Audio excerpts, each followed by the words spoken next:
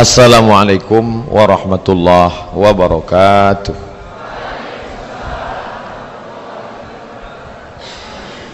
Dari bunyi sambutan salamnya nampaknya banyak sedang puasa sunat Rajab. Di undangan saya diundang pukul 8.30. Mohon maaf karena sudah saya sampaikan kemarin bahwa pagi saya ada tausiah nasihat pernikahan. Jadi tadi Pak Kua lambat datang, tak mungkin saya menikahkan mereka. Jadi saya datang. Jadi berefek kemana-mana. Karena dengan anak-anak muda ini kita mesti menunjukkan disiplin, dan saya memang selalu datang tepat waktu. Jadi mesti Ustadz tuh pandai ngomong aja tuh. Ustadz itu biasanya tausiahnya 3 saja, 3H: akikah, walimah, takziah. Ceramah akikah tak boleh lama-lama, karena mata jamaah itu sudah tajam menengok gulai kambing. Tausiah walimah pun tak boleh lama-lama, karena mata mempelai laki-laki itu sudah tajam pula menengok mempelai perempuan. Dan takziah juga tak boleh lama-lama,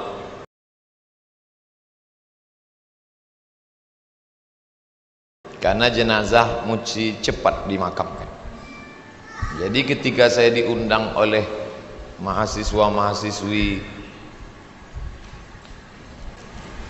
ilmu pemerintahan, itu kebahagiaan luar biasa buat saya sekaligus kehormatan. Padahal hari ini hari libur, banyak orang yang takut kehilangan kampung halaman balik kampung, tapi ternyata ramai. Cuman saya mohon maaf kepada bapak-bapak tak bisa menengok ibu-ibu karena ada jurang pemisah yang begitu tinggi, sedangkan saya bisa menengok. Cuman yang gadis-gadis di belakang pula. Nah, mereka pindah semua ke depan karena mau menengok Ustadz Abdul Somad yang gambarnya di depan. Lama saya menengok tadi, macam keluar dari lubang golok. Tiba muncul Ustaz.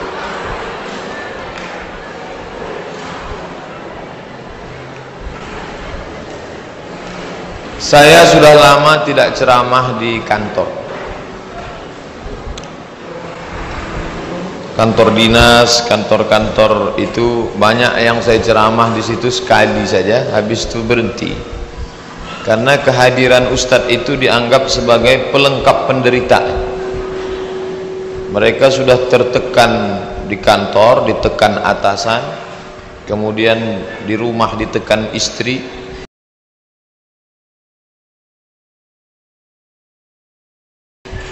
kemudian di jalan ditangkap polisi. Dan ketika Ustadz itu tegak, dia sudah melihat di wajah Ustadz itu ini hanya menambah masalah saja. Artinya apa? Pegawai-pegawai kita itu tidak menganggap agama ini sebagai way of life, sebagai jalan hidup, tapi agama hanya dianggap sebagai seremonial. Maka saya ingin menjelaskan bahwa Allah menurunkan agama ini sebagai guidance, penunjuk jalan. Kita ini mau kemana, di sini untuk apa, yang kita buat itu apa. Ini negara kaya sekali, sangat kaya. Makanya tidak ada istilah negara miskin. Yang ada hanyalah negara yang gagal mengelola kekayaan. Itu yang ada. Jadi kalau dikatakan kita ini miskin, banyak utang, itu salah total. Saudi Arabia itu minyaknya cuma dari bawah, sedangkan kita dari bawah dan dari atas. Dari atas minyak sawit, minyak goreng, minyak jelantah. Itu luar biasa. Makanya ketika kami dulu kuliah di Mesir, anak Brunei Darussalam itu tidak ada yang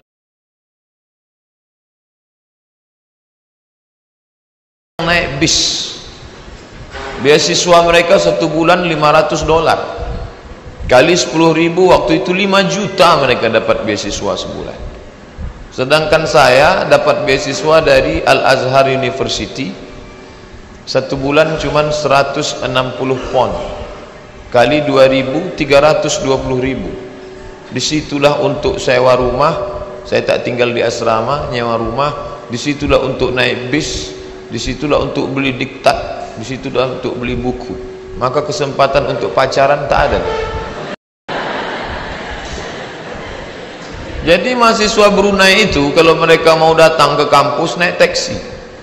Anak Indonesia itu naik bis. Bis Mesir itu tinggi-tinggi, tangan tergantung di atas, kaki tak sampai mijak. Maka saya tinggi, gantung. Nanti adik-adik kalau pergi libur umroh, pergilah umroh yang lewat Kairo, lihatlah bagaimana sulit susahnya dulu kami kuliah, yang sebenarnya negara itu sangat kaya dan kita jauh lebih kaya dari Brunei Darussalam.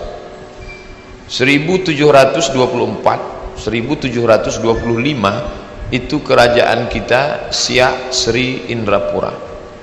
Sebelum Siak ada kerajaan Melayu yang lebih tua, yaitu kerajaan Melayu Islam Riau yang sekarang menjadi 2 kabupaten, yaitu kerajaan Indragiri. Indragiri lebih tua daripada Siak. Dan kerajaan Melayu yang terakhir adalah kerajaan Riau Lingga.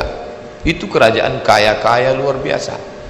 Berapa lama kita punya kerajaan Islam ini? 222 tahun.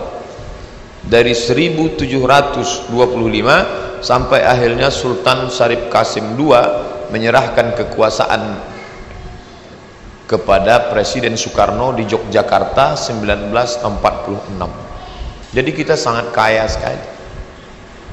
Saya tidak ingin mengungkit-ungkit lalu Ustadz ini anti NKRI, tidak. Saya sangat cinta NKRI karena raja saya itu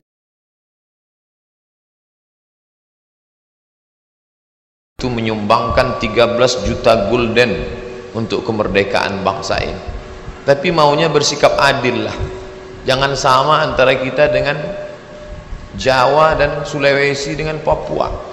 Tapi sebetulnya kalau lihat kasihan, itu lebih kasihan nengok Papua. Papua itu emasnya banyak, minyaknya banyak, tapi celana pun tak ada. Sedangkan kita ini lumayan. Tapi yang lebih enak itu Aceh. Aceh dengan kekuatan separatis GAM-nya, dia bisa ngancam. Kalau kalian tidak beri kami 2 otonomi, kami akan misahkan diri dari Indonesia. Otonomi daerah Aceh 2, izinkan kami menjalankan syariat Islam. Yang kedua, beri kami minyak. Maka Aceh mendapat minyak 40%, sedangkan kita hanya 15%. Itu pun banyak uang negara yang tidak bisa dikelola dengan baik, dikembalikan lagi ke pusat. Kita ini jauh lebih kaya dari Brunei Darussalam. Andai minyak kita itu untuk kita, itu tidak ada lagi, jangankan jalan berlubang, jalan aspal tak ada lagi di Riau. Keramik semua jalan. Kepleset-pleset anak-anak Undri ini kuliah. Itulah hebatnya. Sekarang digambarkan dalam sebuah seminar, anak suku Sakai berjalan di atas pipa minyak yang besar. Ini gambar menceritakan bagaimana keadaan kita. Pipa minyak yang besar menyedot minyak bertahun-tahun. Anak suku Sakai dengan tidak bercelana berjalan di atas pipa yang luar biasa.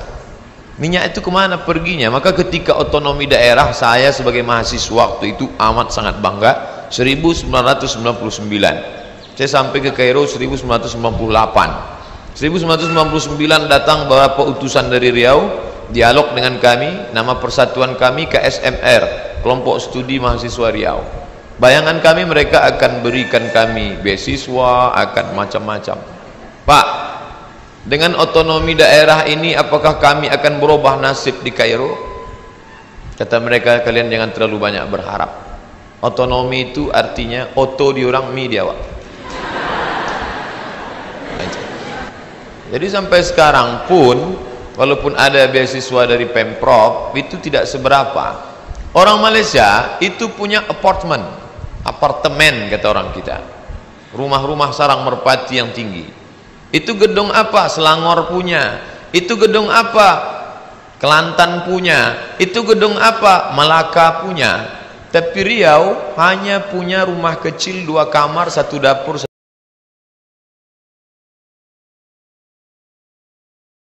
ruang tamu. Rumah kecil. Padahal kita ini jauh lebih kaya. Jangan lupa, kerajaan Siak Sri Indrapura pernah berkuasa dan menguasai Johor, Sijori, Singapura, Johor, Riau. Singapura itu dulu kerajaan kecil bernama Tumasik, dan Tumasik itu di bawah kita. Dan kerajaan Johor juga kerajaan yang besar mewah sekarang itu. Jadi kalau ada orang Malaysia ngomong, saya dengar cakap awak ni macam-macam sama macam kami ya. Kita ni sama ke? Bukan sama, kami di atas dulu. Dulu. Kita tak sama. Oleh sebab itu maka nostalgia masa lalu ini apakah bisa dengan ceramah? Tak bisa. Tak bisa. Abdul Somad berangkat ke Mesir mengajukan bantuan untuk biaya hidup. Saya kirim ke gubernur, saya kirim ke bupati, saya kirim ke pejabat, saya kirim ke orang kaya. Yang membalas cuma satu, BAS, Badan Amil Zakat Nasional. Sampai balasannya ke rumah, silakan ambil uang. Waktu itu kantornya di An-Nur, mak saya datang ke sana. Setelah pulang ditunjukkannya lah. Berapa dapat? 200.000. Setelah pulang sekarang barulah kalau ada acara-acara dengan para pejabat, apa kata mereka? Alhamdulillah telah hadir bersama kita salah seorang kader yang dulu kita kirim. Yang ngirim siapa? Saya pergi sendiri, pulang sendiri. Pergi tak diantar, balik tak dijemput. Oleh sebab itu maka lalu Ustadz belajar dulu, biayanya dari mana? Ya biaya sendiri. Dan selama 4 tahun di Mesir saya tak pernah minta duit. Tanya mak saya masih hidup, umurnya 70. Sekali haram saya pernah nelpon minta duit. Pantang saya minta duit. Jadi gimana caranya? Kami kerja sama kawan-kawan di sini ramai dari Riau. Kalau sudah musim haji, kami pun habis sholat subuh bawa map satu, minta visa ke kedutaan Saudi Arabia. Dapat visa, naik bis dari Kairo ke terusan Suez. 7 jam naik bis. Dari terusan Suez naik kapal laut menyeberangi Laut Merah 2 hari 2 malam sampai ke Jeddah. Beli tiket yang paling murah $100 PP. Tidak pakai kamar. Namanya Haji Backpacker, nama kerennya. Sudah ditulis kawan saya dari Yogyakarta, namanya Agung Irawan, Haji Backpacker. Saya baca judulnya, keren betul. Padahal dulu haji gelandangan.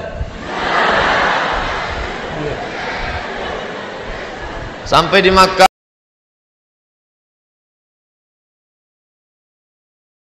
kamar tak ada, kamar tak ada, hotel tak ada. Di mana tidur? Di rumah yang paling besar, rumah Allah Subhanahu wa taala, Masjidil Haram.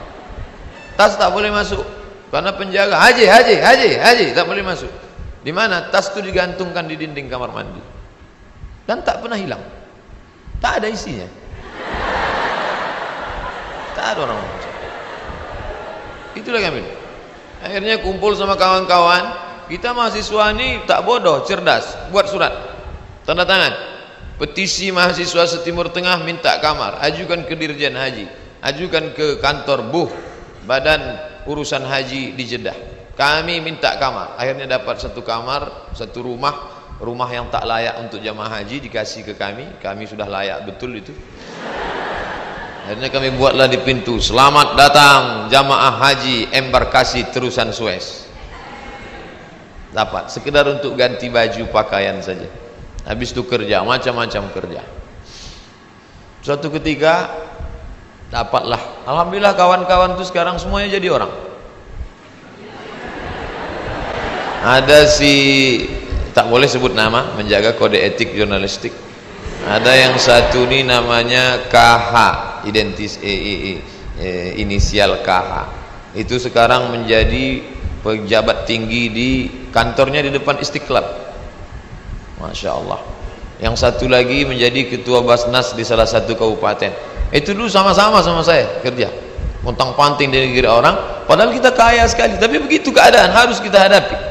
Namun minta kepada orang tua, enggak, kita harus berdikari. berdiri di atas kaki sendiri. Jangan berdiri di atas kaki orang, itu minta gendong namanya. Kerjalah kami membagi makan jamaah haji, dibawa ke airport King Abdul Aziz Airport. Mat, kata dia tak panggil ustaz, panggil Mat aja.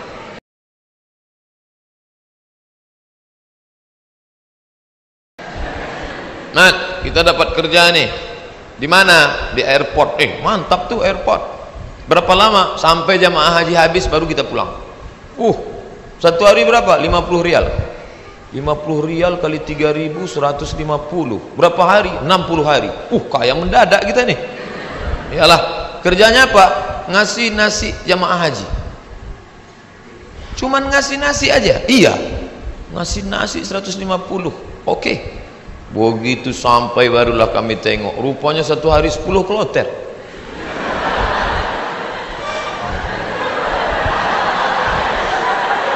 Satu kloter 400, 10 kloter 4.000 orang yang mau dikasih.